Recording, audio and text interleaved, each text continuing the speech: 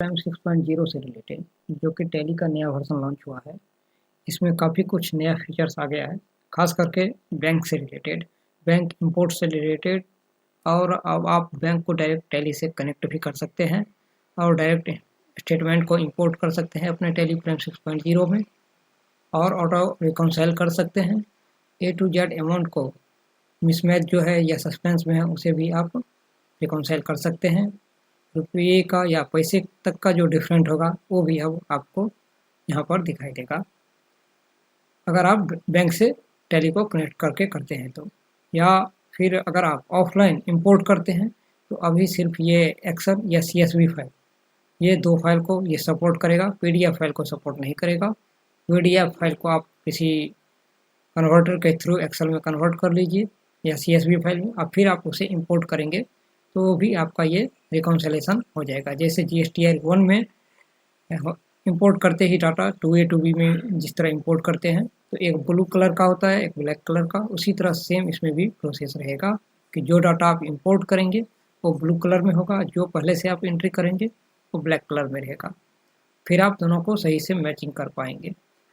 कोई भी ऐसा अमाउंट जो आपका मिसमैच है और आपको लगता है कि इससे रिलेटेड इसमें एंट्री है कि नहीं बैंक में, तो उसके लिए भी ऑप्शन दे दिया गया है कि ऑप्शन को सेलेक्ट करते ही आपका उससे रिलेटेड अमाउंट आपके साथ एक साथ आ जाएगा, जिससे आप मैच कर पाएंगे कि ये एंट्री जो मैंने किया है ये किस पेमेंट या रिसिप्ट के अगेंस्ट में है। इस तरह के बहुत सारे ऑप्शन दिए गए हैं। दूसरा ऑप्शन दिया गया है कि स्प्लिट डाटा से रिलेटेड। पहले क्या होता था, डाटा स्प्लिट करते ही दो कंपनी जनरेट हो जाती थी, पहले वाला भी, स्टार्टिंग वाला भी, जो प्रीवियस होगा वो भी, और जो आफ्टर होगा वो भी, तीन बन जाए। अब ये ऐसा नहीं है, जिस ईयर्स का आप चाहते हैं सिर्फ उसी ईयर्स का आप डाटा स्प्लिट कर सकते हैं।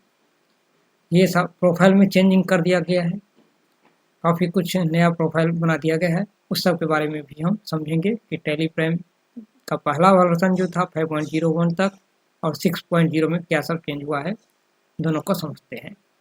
सबसे पहले हम चलते हैं, अब जब टैली को डाउनलोड करेंगे तो कुछ इस तरह से अब सिंबल आएगा, आपका लोगो आएगा। डाउनलोड करने के बाद टैली के साइट से डाउनलोड करने के बाद इस तरह का सिंबल आता है। उसके बाद जब आप इंस्टॉल कर लेंगे तो पहले इस तरह का रहता था, अब इस तरह का रहेगा।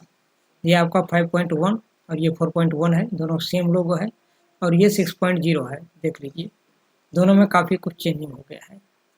और इसको जब ओपन करते थे उस टाइम का जो इसका लोगो था और इसको जो ओपन करेंगे इस टाइम का जो इसका लोगो है उसमें भी चेंजिंग हो गया है, वो भी हम आपको दिखाते हैं। इस पर जैसे ही हम डबल क्लिक करेंगे, ये देखिए अब बिल्कुल इस तरह से ये टैली यहाँ पर दिखाई दे रहा है और ये ओपन हो जाएगा इस तरह से। और 5.0 में 1 में जो क्लिक करेंगे तो ये इस तरह से ओपन होता था, तो दोनों में ये चेंजिंग हुआ है। अब आ जाते हैं हम इसके अंदर क्या सब चेंजिंग हुआ है उसको समझते हैं। यहाँ पर देखिए इसका जो सिंबल है ये टैली प्राइम ऊपर सिल्वर लिखा हुआ है, और जब हम 6.0 में चलते हैं तो यहाँ पर देखिए ये बिल्कुल इस तरह से चेंज हो गया है। यहाँ पर आपको 3 टैब दिखाई दे रहा है और यहाँ पर भी 3 टैब दिखाई दे रहा है, लेकिन ऊपर में ये क्या है, मैनेज ऑप्शन। ये मैनेज ऑप्शन यहाँ से अब हटा दिया गया है। उसके बाद import, export, printing, tally, capital and help, इसमें भी पहले जैसा है, इसमें कोई चेंजिंग नहीं हुआ है। अब इसके अंदर जो चेंजिंग हुआ है उसको हम समझते हैं। सबसे पहले कंपनी में आ जाते हैं। यहाँ पर देख लीजिए ये 5.1 है, इसमें कोई चेंजिंग नहीं हुआ है, और ये टैली प्राइम 6.0 है, इसके कंपनी को क्लिक कीजिए, इसमें देखिए दोनों में कोई चेंजिंग नहीं हुआ है। ओके, उसके बाद डाटा में आ जाइए। डाटा में बिल्कुल जितना ऑप्शन इसमें है उतना ही ऑप्शन इस डाटा में भी आपके पास है, लेकिन इसमें चेंजिंग क्या हुआ है, स्प्लिट से रिलेटेड। डाटा को स्प्लिट करेंगे तो इसमें भी आपका टैली प्राइम 5.1 में वेरीफाई स्प्लिट डाटा है, और इस पे जो क्लिक करेंगे तो 6.0 में भी वेरीफाई एंड स्प्लिट डाटा है। चेंजिंग क्या हुआ है, नीचे वाले ऑप्शंस में जैसे ही आप इस पर क्लिक करेंगे तो कह रहा है सबसे पहले कंपनी को वेरीफाई कर लीजिए, उसके बाद स्प्लिट कीजिए। इस पर हम जैसे ही क्लिक करेंगे आप देख सकते हैं इसका जो ये ओपन हुआ है टैब ये, और इसमें आ जाते हैं आप। इसमें स्प्लिट डाटा में ये एंटर कीजिए, इसका देख लीजिए दोनों में काफ़ी कुछ चेंजिंग हो गया है। और यहाँ पर 6.0 है, ये है 5.0। इसमें जैसे ही आप एंटर करेंगे आपके सामने कब से आप स्प्लिट करना चाहते हैं डाटा ये हो कहता है डेट देने के लिए। उसके बाद आपका फर्स्ट कंपनी जनरेट हो जाएगा और सेकंड कंपनी, यानी कि दो कंपनी इसमें जनरेट हो जाएगी। लेकिन 6.0 में जिस डेट से आप डाटा स्प्लिट करना चाहते हैं वो डेट यहाँ दे दीजिए। उसके बाद जैसे ही एंटर करेंगे अब आपके सामने ऑप्शन आ गया है डाटा स्प्लिटिंग करने के लिए। कह रहा है जो डेट आपने यहाँ पे दिया हुआ है उस डेट से पहले फ्रॉम स्प्लिट डेट, जो डेट आपने यहाँ पे दे रखा है उस डेट से पहले का कंपनी आप स्प्लिट करना चाहते हैं या उसके बाद का, या फिर दो कंपनी जनरेट करना चाहते हैं जैसे इसमें पहले था। तो ये 3 ऑप्शन दिया गया है। तो आप इस हिसाब से यहाँ पर डाटा को स्प्लिट कर सकते हैं। जो ऑप्शन आपको सेलेक्ट करना है वो सेलेक्ट कर लेंगे और स्प्लिट कर सकते हैं। तो यहाँ पर अब दो कंपनी 3 कंपनी स्प्लिट नहीं होगी, नहीं आपका क्रिएट होगा। नेक्स्ट टैब में एक्सचेंज में आ जाते हैं। एक्सचेंज में जीएसटी से रिलेटेड यहाँ पे बहुत सारा ऑप्शन यहाँ तक दे दिया गया है, आप देख सकते हैं।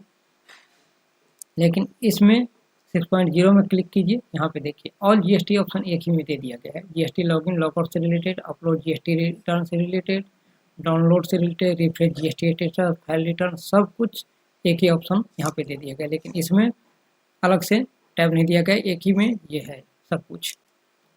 उसके बाद यहाँ पे get balance bank related option है और इसमें देख लीजिए इसमें कहीं पर भी आपको बैंक रिलेटेड ऑप्शन नहीं दिया गया है। ये एक नया फीचर इसमें जुड़ा है बैंकिंग से रिलेटेड। 6.0 में ज़्यादातर जो कम हुआ है फीचर्स आया है वो बैंक से रिलेटेड ही आया है। इसमें सबसे पहले बैंक से जब आप कनेक्ट कर लेंगे टैली को, तो उसके लिए बैंक कनेक्ट करते ही आपके सामने यहाँ पर आपका बैंक का ledger, account number, available balance, last update सब कुछ यहाँ पे शो हो जाएगा। बैंक कनेक्ट करने के बाद यहाँ पे आपका बैंक का पूरा डिटेल आएगा। उसके बाद यहाँ से आप गेट बैलेंस ऑप्शन पर क्लिक करेंगे तो आपका अवेलेबल बैलेंस यहाँ पे शो हो जाएगा। ये एक ऑप्शन यहाँ पे जुड़ा है। उसके बाद ऑल बैंकिंग ऑप्शन यहाँ पे क्लिक करके आप बैंक को लॉगिन लॉगआउट यहाँ से कर सकते हैं। स्टेटमेंट यहाँ से देख सकते हैं, बैलेंस क्या है देख सकते हैं, यहाँ से बैंक कनेक्ट कर सकते हैं। उसके बाद ये जनरेट पेमेंट QR कोड इसमें भी है और इसमें भी है, पहले भी था और भी है। ज़्यादा कुछ नया इसमें जो चेंजिंग हुआ है वो बैंक से रिलेटेड ही हुआ है। उसके बाद थर्ड यहाँ पर जो टैब है उसको हम चेक करते हैं। यह है टैली पॉइंट 6.0 और यह है 5.0। इस पे आ जाइए। इसमें देख लीजिए यह बैंकिंग डिटेल इसमें सिर्फ दिया हुआ है, इसके अलावा और कोई ऑप्शन नहीं दिया हुआ है। लेकिन इसमें जब आप आइएगा तो यहाँ बैंकिंग डिटेल के अलावा बैंक स्टेटमेंट इंपोर्ट का ऑप्शन अब यहीं पे दे दिया है। अदर इंपोर्ट से रिलेटेड मैनेज में दिया हुआ है जैसे सेल, परचेज वगैरह। लेकिन बैंक का स्टेटमेंट अगर आप बैंक के साइट से डाउनलोड करके एक्सेल या CSV फाइल में है तो आप डायरेक्ट यहाँ से इंपोर्ट कर सकते हैं। एंटर जब ये करेंगे तो आपके सामने आ जाएगा बैंक का लिस्ट। जो भी आपके टैली में बैंक होगा वो यहाँ से उसे सेलेक्ट कर लेंगे। जैसे ही आप इसे सेलेक्ट करेंगे तो यहाँ पर अब आपको पूछेगा जो भी आपने CSV या एक्सेल फाइल देख रहे हैं, यहाँ CSV एक्सेल फाइल 2 ऑप्शन है, कहाँ पे सेव करके रखा है। अगर आपने डेस्कटॉप पे सेव कर रखा है तो डेस्कटॉप तक सेलेक्ट करके एंटर करेंगे। उसके बाद अब आपके सामने ये आ जाएगा कि चाहे आप ऑल पे क्लिक कर लीजिए तो जो भी होगा वो ऑप्शन यहाँ पे आ जाएगा फाइल, या आप चाहते हैं CSV एक्सेल फाइल ने आपने डाउनलोड कर रखा है तो फिर आप CSV फाइल को सेलेक्ट कर लेंगे और एंटर करेंगे। अगर आपके सामने यहाँ पे नहीं शो होगा तो यहाँ शो मोर पे आप एंटर करेंगे तो आपके सामने जो भी CSV फाइल होगा वो क्लिक होकर के आपके सामने आ जाएगा। एंटर करेंगे और फिर इसे एक्सेप्ट कर लेंगे। अब कह रहा है कि क्या आप इंपोर्ट करने से पहले उसका प्रीव्यू देखना चाहते हैं तो इसको यस रखेंगे और फिर इसे इंपोर्ट करेंगे। इसको डिटेल में हम समझाएंगे नेक्स्ट वीडियो में किस तरह इंपोर्ट करने के बाद इसमें लेजर कैसे सेट करेंगे, एक ही बार में मल्टी यूजर क्रिएट कैसे करेंगे, या अगर लेजर जनरेट नहीं है तो डायरेक्ट जहाँ पे इंपोर्ट किया है वहाँ से लेजर कैसे क्रिएट करेंगे। A to Z प्रोसेस के बारे में हम नेक्स्ट वीडियो में डिटेल में समझाएंगे, क्योंकि इसमें अगर हम समझाने लगे तो वीडियो काफ़ी लंबा हो जाएगा। इसमें सिर्फ फीचर्स आपको हम समझा रहे हैं और बैंक कनेक्ट क्रिएट करने के बाद उसमें क्या सब आपको इनेबल करना है जिससे कि ये ऑप्शन यहाँ पे शो हो, उसके बारे में भी डिटेल में समझेंगे। फिलहाल ये इंपोर्ट किस तरह से होगा ये प्रोसेस हम आपको अभी करके दिखाए हैं, क्योंकि इंपोर्ट करते टाइम काफ़ी कुछ एरर आता है, उसको भी सही करना पड़ेगा। ओके, तो तो ये इंपोर्ट से रिलेटेड हो गया। इसमें नया कुछ भी नहीं है, इसमें भी कुछ नहीं, ये जो पहले था और भी अभी भी है। हेल्प में आ जाइए, हेल्प में क्या सब दिया हुआ है, यहाँ एक प्रोफाइल वाला ऑप्शन जुड़ा है जो कि आपका हेल्प में इसमें नहीं है। इसमें एक चीज़ और, इसके अंदर आप जब जाएंगे ट्रोल शूटिंग के अंदर एंटर करेंगे तो इसमें देख लीजिए ये सारा ऑप्शन पहले एक बार, और यहाँ पे आ जाइए, इसमें सॉरी यहाँ पे क्लिक कीजिए और एंटर कीजिए और यहाँ पे आ जाइए। यहाँ पर ऑप्शन देख लीजिए, जो ऑप्शन इसमें है सेम वही ऑप्शन इसमें भी है, लेकिन टैली पॉइंट 6.0 जो है इसमें जब आप बैंक को इंपोर्ट करेंगे एक्सेल या CSV के थ्रू, तो यहाँ पे एक ऑप्शन और कनेक्ट होकर के आएगा। जैसे ये रीसेट GST नंबर है, उसी तरह रीसेट बैंक इंपोर्ट डिटेल आएगा, जिससे कि जो भी आपने इंपोर्ट किया है वो दोबारा से आप उसे रीसेट करके हटा सकते हैं। ये ऑप्शन यहाँ पे शो होगा, वो इंपोर्ट करने के बाद यहाँ पे शो होगा। Okay, reset connected banking login जो है, अगर आपने पहले से लॉगिन कर रखा है तो रीसेट कर सकते हैं यहाँ से दोबारा से।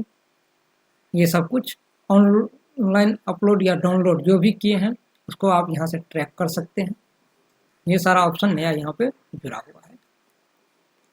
तो उसके बाद जब आप बैंक से रिलेटेड इंपोर्ट कर लेंगे तो यहाँ पे बैंकिंग यूटिलिटी वाले ऑप्शन पे आ जाइए। यहाँ से आप बैंक एक्टिविटी देख सकते हैं, आपका कितना विड्रॉल हुआ है और कितना डिपॉजिट हुआ, ये वो ऑप्शन यहाँ पे शो होगा। उसके बाद यहाँ काफ़ी कुछ डाटा इनेबल हो जाएंगे। उसके बाद इंपोर्ट वाले पर क्लिक कीजिए, इससे रिलेटेड ऑप्शन पे भी यहाँ पे भी आपका शो होगा। ये दो चीज़ जो है बहुत ही रिकॉन्सिलेशन के लिए ज़रूरी पॉइंट जुड़ गया है इसमें, बाकी चीज़ पहले भी था और अभी भी है। अब हम नेक्स्ट वीडियो में आपको समझाएंगे इंपोर्ट के बारे में, किस तरह इंपोर्ट करेंगे, कैसे लेटर सेट करेंगे, A to Z प्रोसेस को डिटेल में हम समझाएंगे। ओके।